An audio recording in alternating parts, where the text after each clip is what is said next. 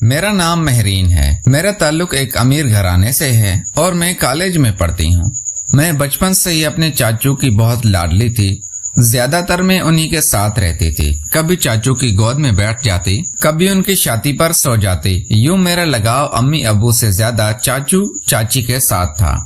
میں اپنی امی جیسی دکھتی تھی۔ میری امی بے تحاشا خوبصورت تھی۔ میرے والدین کی پسند کی شادی ہوئی تھی۔ اتنی عمر گزرنے کے بعد بھی امی کے وجود اور خوبصورتی میں کوئی بھی کمی نہ آئی تھی۔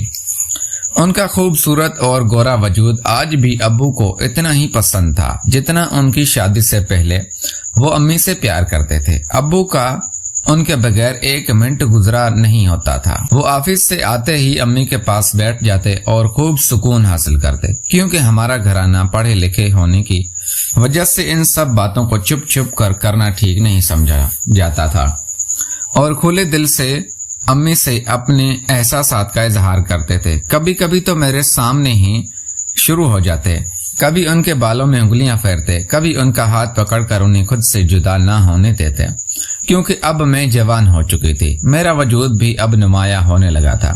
میرے احساس بھی اب کچھ مچلنے لگے تھے۔ سب کچھ دیکھ کر میرے دل میں بھی تب بھی یہ سب کرنے کی خواہش پیدا ہوتی جو سب وہ لوگ کرتے تھے، اور میں حسرت سے دیکھتی رہتی تھی۔ میرے چاچو خوش شکل انسان تھے۔ ان کا وجود کسی ہینڈسم لڑکے سے کم نہ تھا۔ اب بھی کوئی بھی عورت ان پر اپنا دل ہار سکتی تھی۔ وہ تو جیسے میری چاچی کے دیوانے تھے۔ کبھی کبھار تو شک ہونے لگتا تھا چاچی نے ان کو کیا کھول کر پلا دیا ہے کہ وہ ان سے 2 پل بھی دور نہیں برداشت کر سکتے۔ میرا کمرہ ان دونوں کے کمرے کے بالکل ساتھ ہی تھا۔ وہ کبھی کبھی اپنا دروازہ لاک بھی نہیں کرتے تھے، کیونکہ میرے اور امی ابو کے علاوہ گھر میں دوسرا اور کوئی نہ تھا۔ اکثر چھپ چھپ کر میں ان کے پیار بھری باتیں سنتی تھی تو دل ہی دل میں مچل اٹھ کہ کاش مجھے چاچی کی جگہ میں یہاں ہوتی تو خوب تسکین حاصل کرتی۔ میرے دل میں اب جو ارمان تھے انہیں اب میں پورا کرنا چاہتی تھی۔ میرا وجود چاچی کے وجود سے زیادہ نمایاں ہونے لگا تھا۔ میں سر پہ دوپٹہ نہیں پہنتی تھی، کیونکہ بچپن سے ہی امی کو بھی دوپٹے کے بغیر ہی دیکھتی آ رہی تھی، اور میں بہانے سے چاچو کے قریب جا کر بیٹھ جاتی۔ جب کچھ بتانے لگتی تو ان کی نظریں بھی میرے وجود سے نہ ہٹ پاتی۔ مجھے اب اپنی چاچی سے بہت جلن محسوس ہونے لگی تھی۔ وہ اکیلے ہی چاچو سے سارا سکون حاصل کر رہی تھی۔ ایک رات میں پانی پینے کے لیے اٹھی تو میں نے وہ منظر دیکھا جو شاید مجھے نہیں دیکھنا چاہیے تھا۔ پھر بس اس دن کے بعد سے تو میں چاچو کی دیوانی ہو گئی تھی۔ وہ کس طرح چاچی کو راحت اور سکون پہنچا رہے تھے، اور اسی راحت اور سکون کی طلب اب میرے اندر بھی مچل رہی تھی۔ مجھے سمجھ نہیں آ رہا تھا کہ اس وقت خود پر کس طرح قابو پاؤں۔ بہت بے بس ہو گئی تھی، مگر میں نے دل ہی دل میں ٹھان لیا تھا کہ چاچی کی جگہ اب مجھے بھی یہ سب کرنا ہے۔ اگلی صبح جب چچا آفس سے گھر آئے تو چاچی گھر پہ موجود نہ تھی۔ ان کو میں نے اپنے لیے کچھ کپڑے لینے امی کے ساتھ بازار بھیج دیا تھا، تاکہ آج چچا کا استعمال میں خود کروں گی۔ میں نے آج وائٹ ڈریس پہنا ہوا تھا، اور اس میں ایک کھلے گلاب کی مانند نظر آ رہی تھی۔ چچا جیسے ہی گھر آئے چاچی کا پوچھنے لگے، مگر میں نے ان کو بتایا کہ وہ گھر پر نہیں ہے۔ مجھے اس لباس میں دیکھ کر وہ دنگ رہ گئے۔ میں کس قدر حسین لگ رہی تھی۔ میری آنکھیں نشیلی تھی اور ہونٹ جیسے کلیاں گلاب کی۔ میرا گورا وجود شاید ان کی نیت میں بھی خلل ڈال رہا تھا۔ میں نے ان کو پانی دیا۔ وہ پانی کا ایک ایک گھونٹ لے کر مجھے بہت غور سے دیکھ رہے تھے۔ میں ان کے بالکل قریب گئی اور ان کو اپنے حصار میں بھر لیا اور کہا کہ آج تو آپ بہت پیاری لگ رہے ہیں۔ وہ بھی خوش ہو گئے اور کہنے لگے تم بھی بہت پیاری لگ رہی ہو۔ میں مزید کچھ کرتی اس سے پہلے دروازے کی بیل بجی۔ سامنے امی اور چاچی کو دیکھ کر میرا تو موڈ ہی آف ہو گیا۔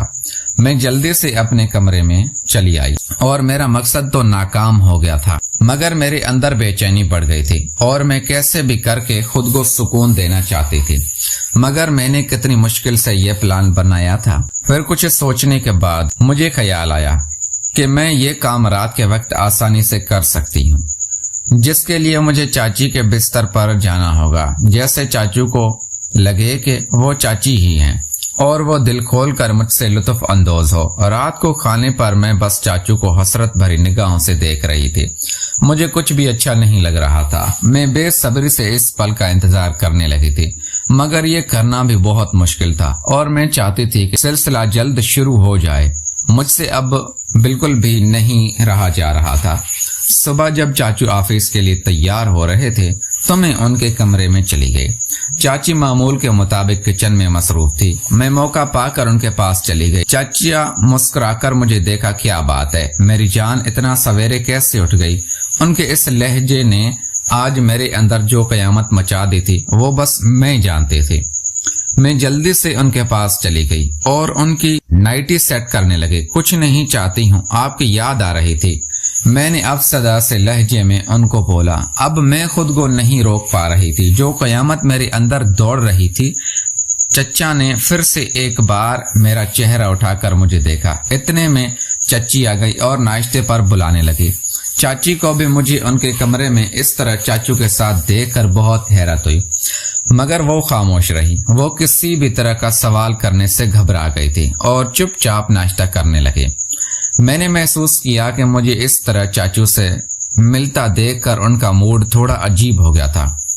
میں ان کو ناراض نہیں کرنا چاہتی تھی، اس لیے اب میں نے سوچا کہ کچھ اور پلان بنانا پڑے گا. آج رات امی ابو دونوں کو کہیں پارٹی میں جانا تھا. میں گھر پر اکیلی تھی اور میں نے بھی پوری طرح منصوبہ بندی کر لی تھی کہ آج رات مجھے کیا کرنا ہے اور کیسے کرنا ہے. میں نے چاچی کا بستر اپنے کمرے میں لگا لیا اور طبیعت کی خرابی کا بہانہ بنا کر ان کو اپنے ساتھ سونے کا کہہ دیا. وہ بہت تھکی ہوئی تھی اس لیے میرے ساتھ سو گئی. رات کے 2 بجے میں اٹھ کر ان کے بستر پر جا کر لیٹ گئی. چاچو نے سمجھا شاید چاچی کو ان کی ضرورت ہے، اس لیے وہ ان کے پاس جا کر لیٹ گئی ہے، مگر اصل میں ضرورت تو مجھے تھی ان کی. میں جیسے ہی ان کے پاس کمرے میں گئی تو انہوں نے مجھے چاچی سمجھ کر میرے وجود کو ہاتھ لگانے لگا اور کہنے لگا، ارے واہ، یہ تو آج بہت پرجوش لگ رہی ہے اور پہلے سے زیادہ سخت بھی. اور پھر بے ساختہ ان کو اپنے میں لے لیا اور پھر تو جیسے میرے وجود سے مزید قیامت ابھرنے لگی تھی. ان کی اس حرکت نے میرے اندر بجلی گرا دی تھی. میں پوری طرح مچل گئی تھی. کمرے کی لائٹ میں نے آف کر دی تھی کیونکہ چاچی بھی کمرے کی لائٹ آف کر کے ہی یہ کرتی تھی. اب میں ہر طرح کی قید سے آزاد ہو چکی تھی اور چچا نے بھی اپنا سب کچھ میرے حوالے کر دیا تھا. مجھے اتنا سکون آ رہا تھا کہ میں جیسے آج اپنا مقصد حاصل کرنے والی ہوں. چچا کا بس نہیں چل رہا تھا کہ وہ ساری حدیں پار کر دے. مجھے اب یہ سارا ماحول بہت بے چین کر رہا تھا. میں نے اب جلد ہی سکون حاصل کرنا تھا. میری بچپن سے ہی یہی خواہش تھی کہ میں وہ سب کچھ کروں جو چاچی کرتی آ رہی ہے، کیونکہ میں روزانہ ان کو یہ سب کرتا ہوا دیکھتی تھی، مگر چاچی کی وجہ سے کبھی پوری نہ ہو سکی.